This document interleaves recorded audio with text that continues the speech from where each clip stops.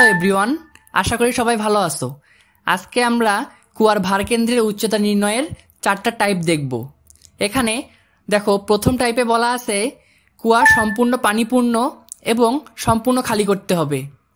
তাহলে এখানে আমাদের একটা কথা মাথায় রাখবো, আমাদেরকে যতটুকু পানি খালি করতে বলা হবে আমরা সেখানে 2টা লেয়ার কল্পনা করব। এখানে দেখো বলা আছে সম্পূর্ণ খালি করতে, তাহলে কুয়া অবশ্যই পানি পরিপূর্ণ। তাহলে এখানে আমরা 2টা লেয়ার, একটা লেয়ার চিন্তা করব উপরে পানির উপরিতলে, আরেকটা নিচে। এখন তোমার কাজ হবে এই 2টা লেয়ার থেকে 2টা হাইট কল্পনা করা। একটা নিচের লেয়ার থেকে উপরের দিকে হাইট, আরেকটা উপর থেকে, এটা তো উপরেই আছে তাহলে এটা উপরের লেয়ার একটাই হবে। তো এখন দেখো এখানে নিচের লেয়ার থেকে উপর পর্যন্ত হাইট আমার কি এইচ টোটাল উচ্চতা, আর উপরের লেয়ারটা যেহেতু কুয়ার উপরেই অবস্থান করতেছে তাহলে এটা আমাদের 0 মিটার।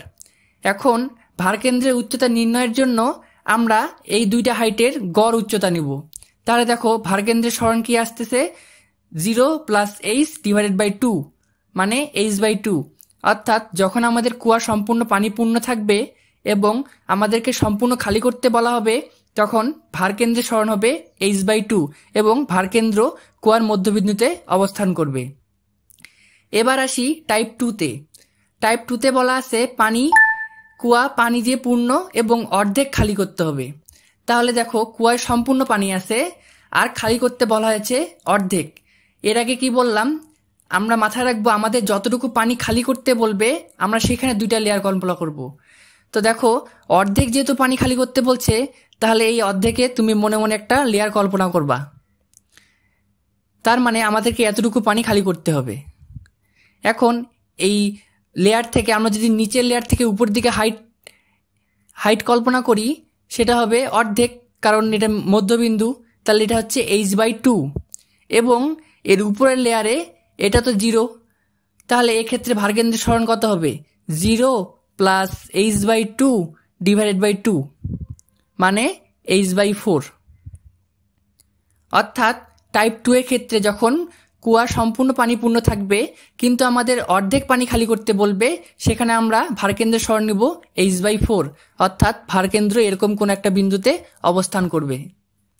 এর পরবর্তী টাইপে দেখো বলা আছে কুয়া অর্ধেক পূর্ণ যেটা খালি করতে হবে, অর্থাৎ এই ক্ষেত্রে কুয়ায় পানি আসেই অর্ধেক।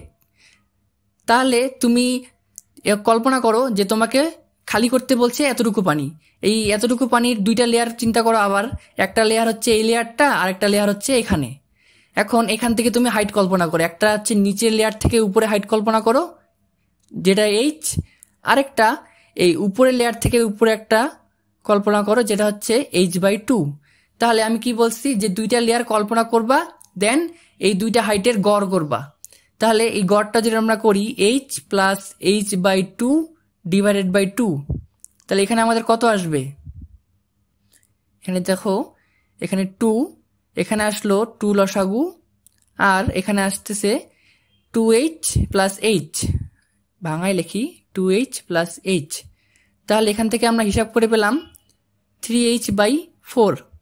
তাহলে যখন আমাদের প্রশ্নে এরকম কোনো টাইপ দেওয়া থাকবে যে কুয়ায় অর্ধেক পানি আছে এবং সেই অর্ধেক পানিকে খালি করতে বলবে, সেক্ষেত্রে আমরা ভারকেন্দ্রের সরণ ধরবো 3h/4, অর্থাৎ ভারকেন্দ্র এরকম কোন একটা স্থানে অবস্থান করবে।